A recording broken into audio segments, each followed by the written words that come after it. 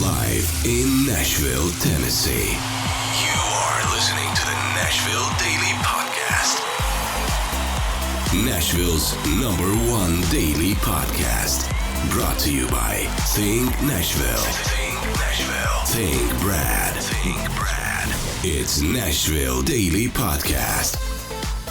Hello, Nashville, and welcome to today's episode of the Nashville Daily Podcast, a special episode, all things food related. Before we get to that, today's episode is brought to you by thinkbrad.com. If you are looking for real estate in the Nashville area, looking to buy, sell, or just learn about the market in general, go to thinkbrad.com. He has a great YouTube channel as well, where you can learn more about the real estate market in Middle Tennessee. Go to thinkbrad.com for more information on there. You can call or text Brad as well to get all of that information. Well, we're not going to waste any time in making you hungry. That's always the goal on Nashville Daily Podcast, to make you hungry on our episodes. And we are joined to help the endeavor. We are joined by some special guests to do this. Brandon Styll. Thank you, Brandon, for coming on the show today. It is my pleasure. Thanks for having me, Aaron. And then Stephen Smithing. Welcome to the Nashville Daily Podcast. Thank you. Happy to be here. So with Brandon, you've been on the show before, twice now. I'm a three-timer at this point. Yes, and yes. Three lucky three, I guess. Third time's a charm. Third time's a charm. Just for anybody who may not have seen any of those episodes before, we'll link them in the show notes so you can go and watch them to hear more of your story. But can you just give us a little recap? Who are you and what do you do? My 90-second elevator pitch. Yes. I am the director of operations for the Green Hills Grill, Maribel Restaurant, as well as now announcing Chagos Belmont Cantina. I've been doing that for about 4 years and 4.5 years now. Gosh, it feels like time flies when you're having fun. Then I have this side hobby that is called Nashville Restaurant Radio. Awesome. Stephen, same for you. Who are you and what do you do? Well, I'm Stephen Smithing, and I own Green Hills Grill, Maribel Restaurant, and now Chagos Belmont Cantina, which we're working on. I started as a server at Green Hills Grill in 1992 when I graduated college. I have a degree in philosophy that qualified me to be a good bartender. So worked a couple months, and then I became a bartender. And then, you want to keep learning. You realize, how much can you actually make in a day as a server, and you calculate that, and you're like, I want to learn more. So I took a big pay cut to be a key employee, then a manager, and then I was general manager of that restaurant for 5 years and just kept learning and living. Wow, so you worked your way up into the system specifically with Green Hills Grill.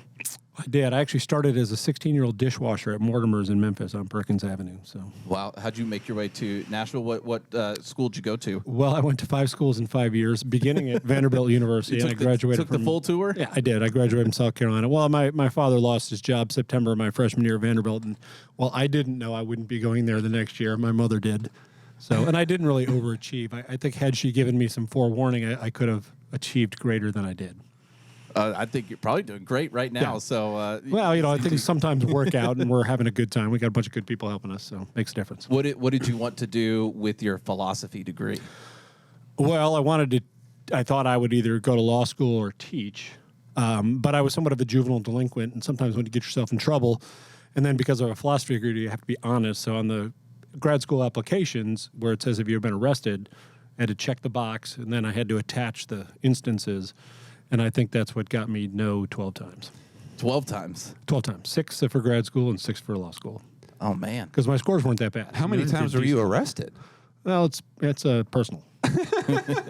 More than once. We'll put it that way. So, hey, look, we all do things when we're never younger. For doing anything really too troubling. I think I realized as a college student that when you cut out the daytime drinking part, that things go better.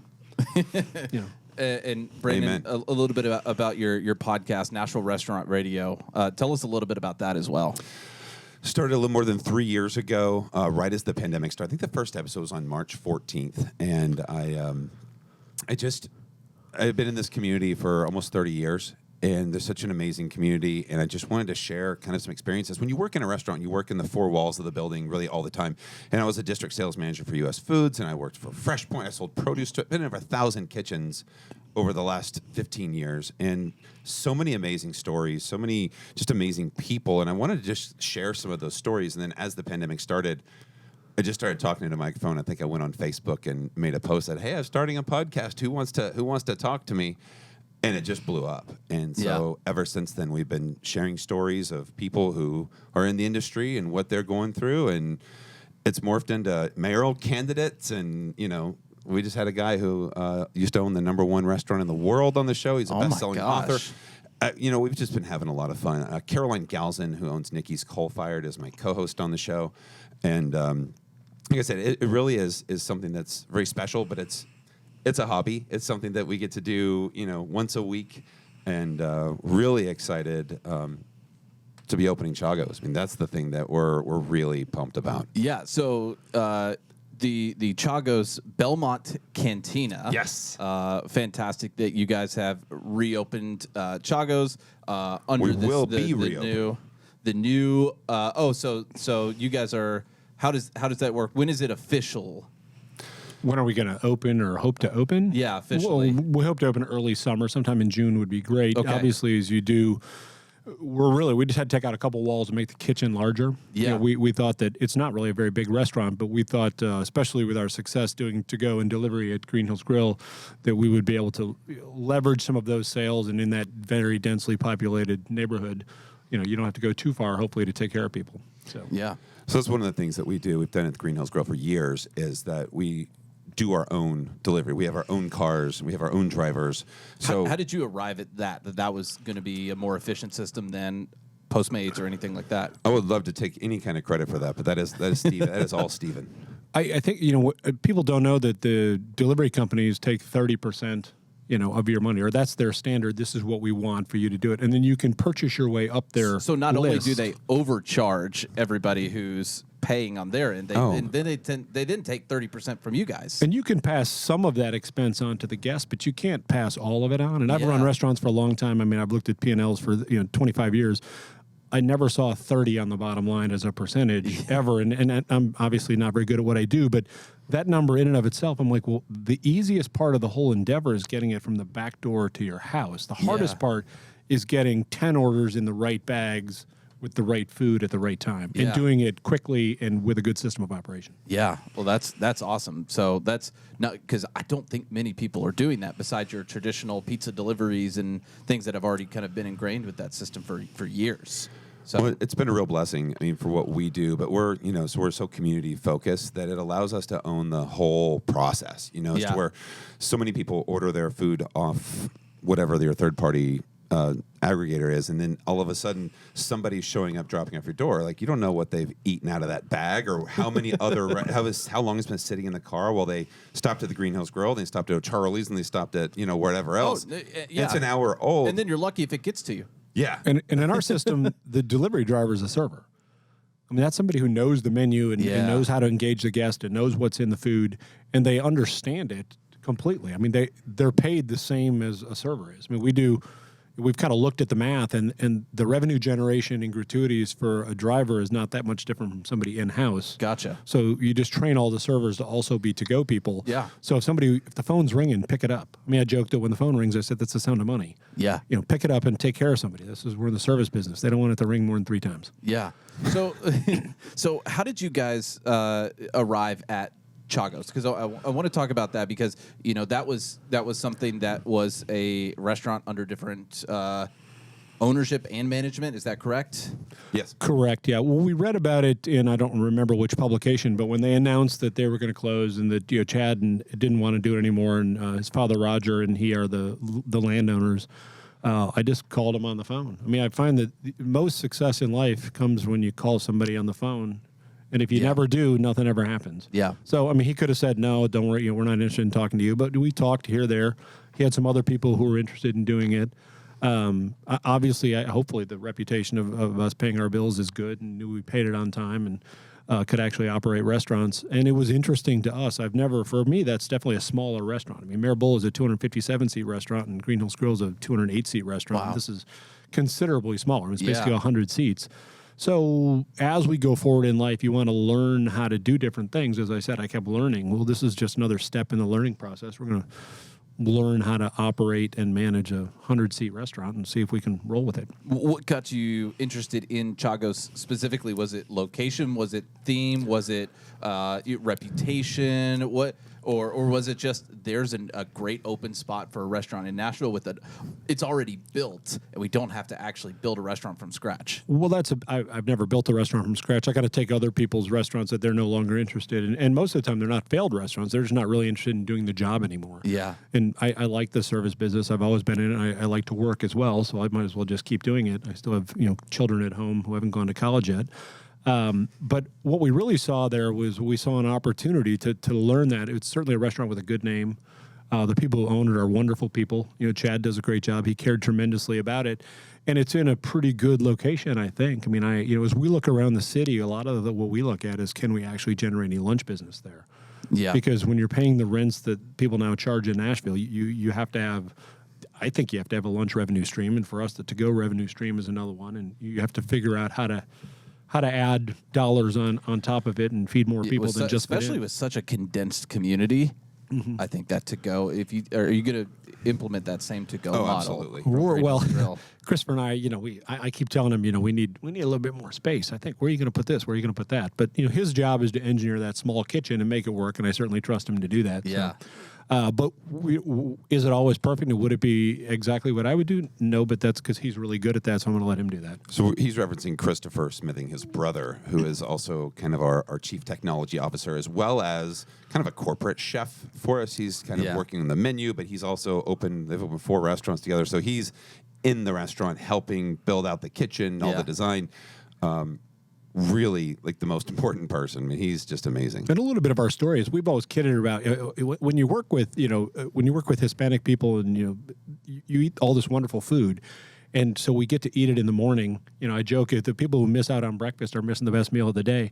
Christopher and I had always talked about doing a Mexican breakfast restaurant, which oh my gosh, which would be great and it'd be fun. So when Chagos came available, we're like, well, we got to Americanize a little bit of everything we do. It can't be strictly as they would do it themselves. So our goal is to kind of take what would be a cantina menu and Americanize a little bit of it, and obviously we get some developmental ideas from the people we work with. I think the location, kind of back to the original question, was we were looking for somewhere that in a really dense neighborhood. Because killer.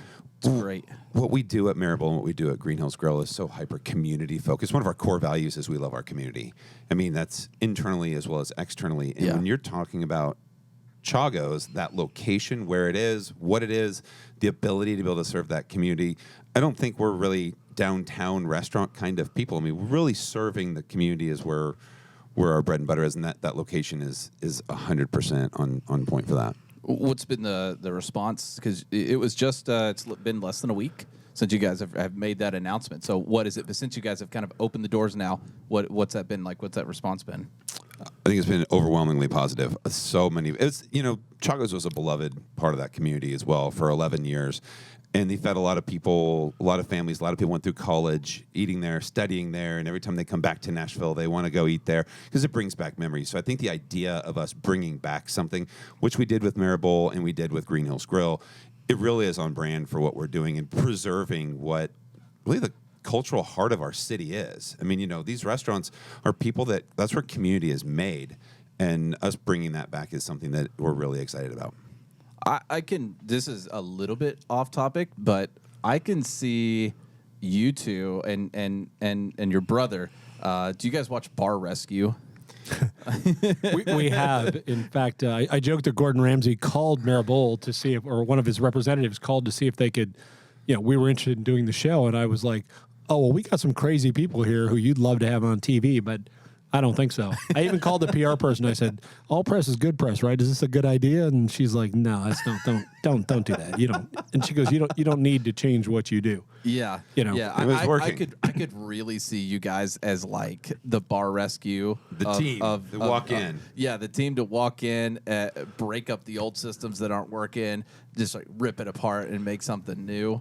We just shake people and say, just do it correctly. Yeah. There's a system of operation. Yeah. You gotta make things done correct, and you really gotta treat people super well. The whole looking down your nose as a server at a guest, it nothing drives me crazier. I'm like, go get another job. We're servants. Yeah, I mean that's kind of the secret sauce is we have our mission is very simple, right? We want to nourish our community, but we also want to make every guest a repeat guest. I mean, That's it. So in every different role in the restaurant, what is it that you're doing every day to make this guest a repeat guest? And it's a really easy benchmark. Like, go do it. If you got to step out of our system of operation to go make the guest a repeat guest, then that's what we want you to do. Yeah. And focusing on people leaving happier than when they got there. I mean, that's a fun job. I think that's what that drives us every day is like, we get to have so much fun with what we do. I mean, it's not like I got to go to work today. It's like, I get to go to work today. Yeah. And feeding mature people is very rewarding. I mean, these typically are people who can afford to eat out whenever they want. A lot of times their children have gone off to school or out of the house, and they just want to be part of a community. Yeah. So when they're in the restaurant, they're looking for some of that engagement. And that's one of the things we've done really well and we really care about is building that community aspect with the guests who come in. I mean, the number of people I've fed 500 or 1,000 times is kind of crazy.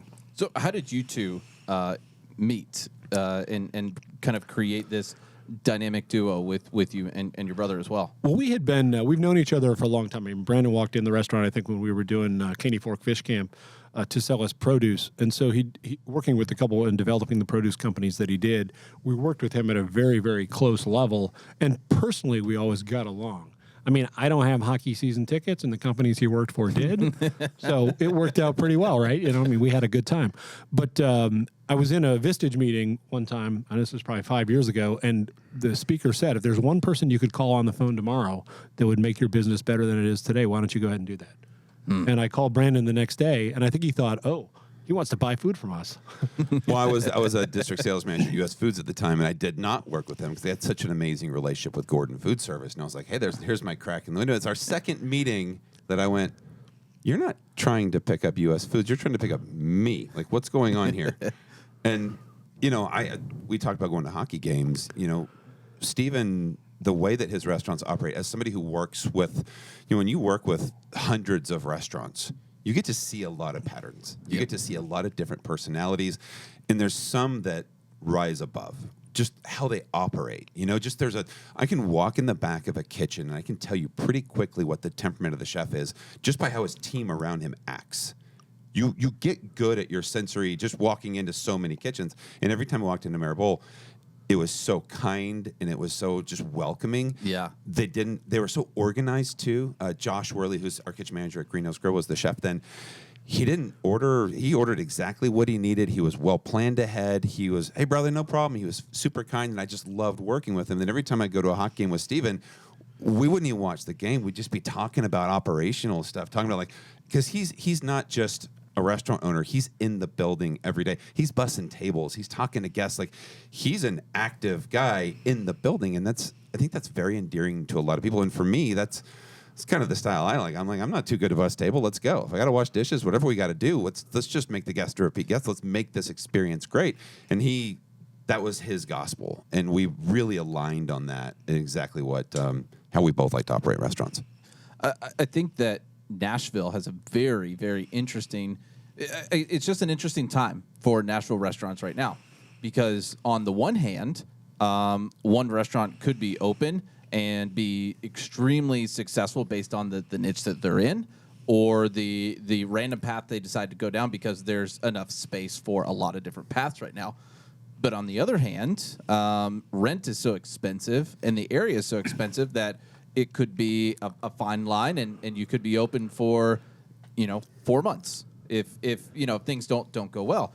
What do you guys think is the distinction, or is Nashville very competitive right now in the food scene? Is it very open to all these kind of new concepts to try and has a lot of room to be successful, or do you really have to operate on a very strict line in order to make it here in this town? I think it depends on what part of town you're in, especially. Certainly it's easier in that crush of downtown to, people just walk in the door. But the other part is, and we missed out on it, is you have to be able to pay the rent there or have owned the building there. And there's a whole lot of wisdom. I mean, I give Steve Smith a lot of credit and those guys downtown who had the vision to see that happening, or that they could see it going. Yeah. And now to watch it happen, it's pretty amazing that we're as successful as we are downtown.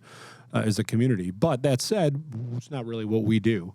We try to feed the same people 3 times a week, which is different than oh yeah, I went to Nashville 5 years ago, and invariably those of us who live here are like, well, what'd you do? Well, we went downtown and we went honky-tonked it and hung out, and then we got on an airplane and we left. Yeah. So I said, well, yeah, we'll go downtown, I guess, if you come in town and want us to as a visitor, but otherwise, it's not too often. Right. Especially at my age. I think the overall community of independent restaurateurs in town is very close. I think everybody, it's kind of a rising tides rises all ships. Is that the right phrase? Yeah. Something like that? It is something like very that. close to that, if not. The tide rises, everybody comes up. So I think that there's a little bit of success that everybody wishes for everybody. We all want people to come. We all want that to happen. I think that there's people who are in this industry, who are restaurateurs, who know the industry, because it's a very niche industry that's different, I think, than everything else. And there's I think the biggest epidemic that we have for people not making it is not partnering with people in the right way. I mean, your vendors need to be people who you can partner with and you can negotiate, deals with them to, there's things that they need and there's things, and some people just get on there, I don't care about you, and they pick people apart and they treat people terribly. And it's just, I come from that world where people do that, and there's a lot less that you want to do for them. I mean, I'm not saying it's like that, but I mean, if you lean in and you partner with your purveyors and the people that want to help you, you can go pretty far. And they have a lot of resources that are willing to help you if you're willing to accept it. Yeah. I think the other thing you have to have is a tremendous amount of humility. Yeah, as I joke, I'm just the chief servant. If you're not a servant, this is the wrong industry for you. I mean, we ate at Bastion last week or the week before. It was amazing. And Josh took one of the plates off my table. It's not like he was, sitting up in a skybox or something. I mean, that's what you need to do. My brother Peter, ate at Will Guidera's restaurant, 11 Madison Park in New York 3 times. And he said he poured the water and took him on a kitchen tour and did whatever. I mean, they're really at the base of success in our industry. It's about humility. Wow, that's amazing. And it's the people coming in the front door and the back door. Yeah. I mean, you got to treat them the same. Yeah. If you guys noticed, post-pandemic, what is the industry like right now as far as what's one of the biggest hurdles to either starting a restaurant or opening something up? Is it the staff? Is it the locations? I've talked to a few people. Stuart and I've talked to a few people, and they're like, we're just waiting on the right location, and they never show up. I think certainly with the math that's involved in real estate transactions now, it's pretty difficult. I mean, we've looked at a couple, and the owner of the property, who's a super regular guest at Green Hills Grill, he goes, I got to be honest, Steven, these people are going to pay way more than you. And I was like, hey, that's the way it is, man. Yeah. You got to do what you got to do. Yeah. Of course, I go by their restaurant now, and there's not a lot of people in there. I think, well, maybe they'll come back to us at some point. Yep, pennies on the dollar at some point. Yeah. Yeah. And that's happened a couple other times, in my life as well. Certainly you realize that you don't have enough money for them to trust you to actually do it, or that they're not going to get, disadvantaged in some way. And, but we know we can do what we do well. Just don't bite off more than you can chew. We're not trying to open 6 restaurants a year. It's not, I don't think I have an interest in that. Yeah. What are some of the things that you guys are excited about outside of your own restaurants? That you're seeing maybe in the next few years? We've seen a lot of Italian food hit Nashville in the last year and a half. But are there any trends that you guys are either hoping that have hit Nashville that haven't hit yet, or that you're excited about personally that you're noticing coming on the scene right now? You know what? I'm excited about that Kisser is open. I think Kisser is an amazing concept with what Brian and Lee are doing. But that's in East Nashville, right? It is. Yeah. I don't.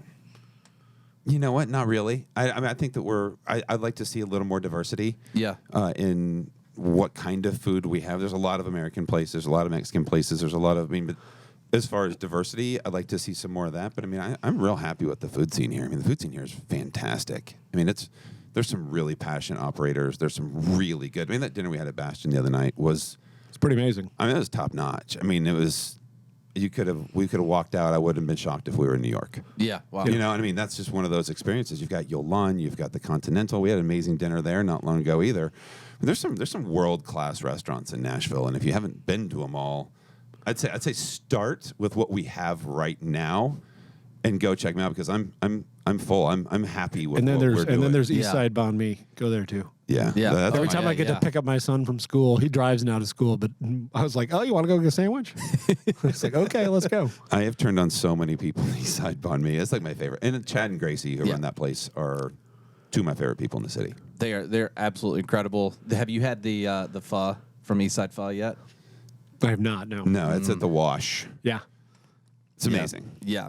It's absolutely incredible. What about you? Is there what kind of things are you maybe excited for or looking forward to that maybe haven't hit the food scene here yet? He's like, I'm looking forward to this cantina in Belmont. Yeah, that's right. Exactly. Not entirely. I mean, it's funny because in Nashville, I don't eat out a lot. I mean, I eat at my own restaurant, and Right. quite honestly, when you own restaurants for a living and you eat it, I mean, on your day off, you're not like, oh, let's go try that place. Sometimes I like to just sit there and decompress. I'm a big cyclist. I like to ride my bike and Oh, nice. do things like that. But Brandon, he drags me here and there quite a number of times because he's always got all these. He's got an in Like, everywhere. Do you see this good food that's right here? And I'm like, sure, I'll go. Most of the time when he asks, I'm like, yeah, okay, why not? Well, I mean, I get so there are perks to doing the podcast. Yeah. You know, and I think when you sit down and you talk to a chef for an hour and you have these type conversations Yeah. and you learn their backstory and everything that they're doing, you go, well, damn, I want to try that food. So it's naturally, I'll most times make a reservation right there. Then I call him and go, hey, you want to go to this dinner? I got Star Rover. It's a charity event for this. And you get invited to some of the openings when restaurants open as well. But Yeah. I'm a big proponent of going out and supporting locally owned and operated restaurants. I think it is vital. There's so many these big companies, like he mentioned earlier, somebody's going to pay a lot more money. You have Yeah. these venture capitalists that come in and they'll just purchase land for crazy amounts of money. And it's pushing out hardworking people who live in this community, who reinvest in this community, and these other companies are sending their money back to Houston or New York or LA, DC, Chicago, wherever it is. Yep. And we got to be supporting locally owned and operated restaurants. I mean, it is vital. If we want to continue to keep Nashville what it is, I mean, the cultural heart of what we do, when you look back at Sunset Grill and Randy Rayburn and Margot McCormick and some of these amazing people who have really shaped what this town is, they're going to go away if we don't continue to support them. Yep. And, it's just, that's one of the things I preach almost on a daily basis. So I like to practice what I preach, and I like to go and eat as many places as I possibly can, time willing. But, yeah. With the Chagos menu, what is something that you guys are looking forward to, you think will be a big hit on those first few opening weeks? Or is that still in development right now? It's still in development right now. I mean, I think hitting some classics and then doing some experimentation, with different. Like, we're working on a different birria. I mean, I was in Mexico a couple weeks ago, and just the wrapped up and fried, it's naturally greasy. It's almost to me too much. I'm like, let's figure out a way we can. I don't want to Americanize it, but we can make it so Lighten it it up actually is just a little lightened bit, up yeah. and tastes better. I think Mexican restaurants don't typically have a lot of salads. We are very good. Christopher is exceptional at creating great salads. We're going to have salads there, and if they're not all Mexican and heritage or something, that's just part of the deal, because that's what people like to eat. I mean, it's perceived as health food. I joke that the salmon doesn't run up the river in Mexico anymore, but we're going to have salmon on the menu. There you go. I love that. I always joke. I said Stevens loves to have good food that people like to eat. I think that we want to be very approachable with great food, and everything's going to be from scratch, and it's all going to be delicious. I mean, it's going to be a place you can go and you're going to go, gosh, I kind of want to have everything. I mean, the ceviche I'm really excited about, the queso and the dips and the different things, the tacos, the burritos, and then the salads. I mean, there's just going to be hopefully something for everybody that you're going to love, and you're going to want to go, I want to eat that again. We're not here to win a prize. Yeah. Yeah. I mean, we're just here to entertain people and have them come back and treat them really, really well. And if the people come back, that's the prize. Yeah. But I'm not here to try to win a prize. I had a conversation with a Nashville restaurateur a few years ago, and I walked away from that conversation. I was like, oh, no, this is just sport for rich people.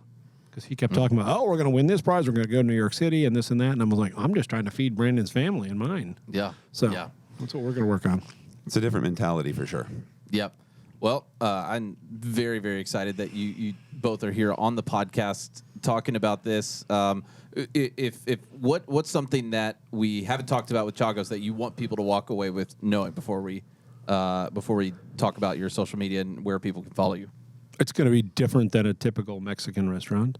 I mean, I don't have any desire to compete with what would be perceived as just a typical Mexican restaurant. We're just going to do it a little bit differently, and we also are very good at pivoting and listening. If you go out and you actually ask the guest at the table what they think, most of the time they'll tell you the truth. Yeah. Or you can read between the lines and understand what you can do, and you can also look at your data and say, they really don't want to eat that, even though we thought that would be the one everybody wanted to eat. Yeah. When you have a great Southwestern or a Mexican burger, and then you might have a gringo burger, I'm not going to get too disappointed if one outsells the other.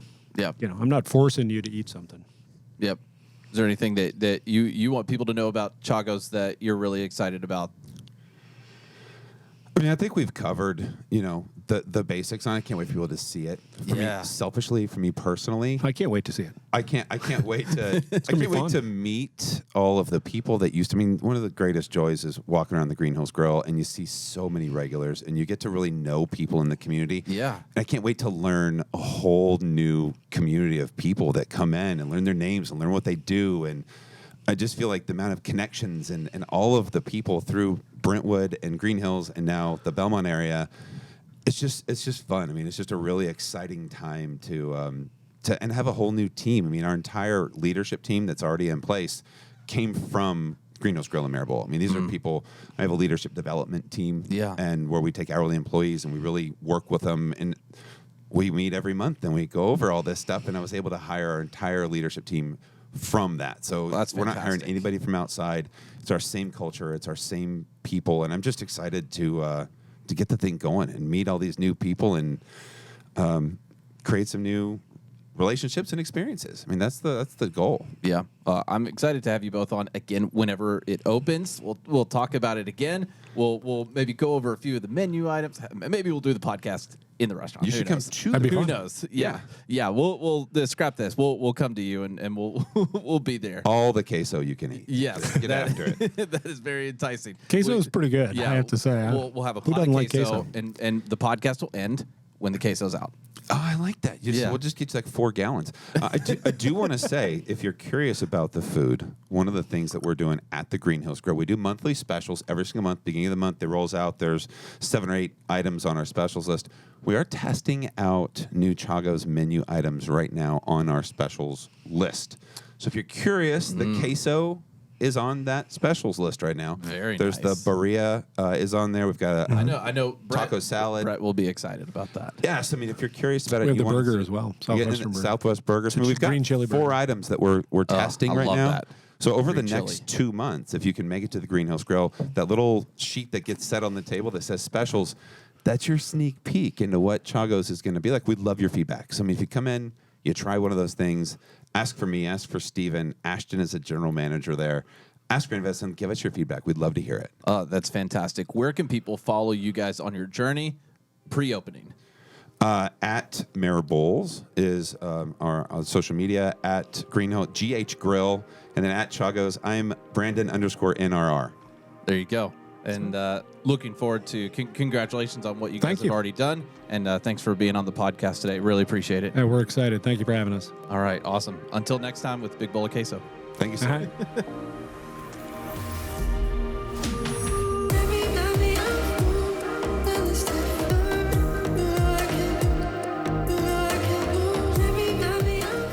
Thank you for listening to the Nashville Daily Podcast. If you want to learn more, head to NashvilleDailyPodcast.com. You can also follow us on social media at explore.nash on Instagram, Nashville Daily Podcast on YouTube, and explore.nash on YouTube as well. The Nashville Daily Podcast is an Explore LLC production, copyright 2023.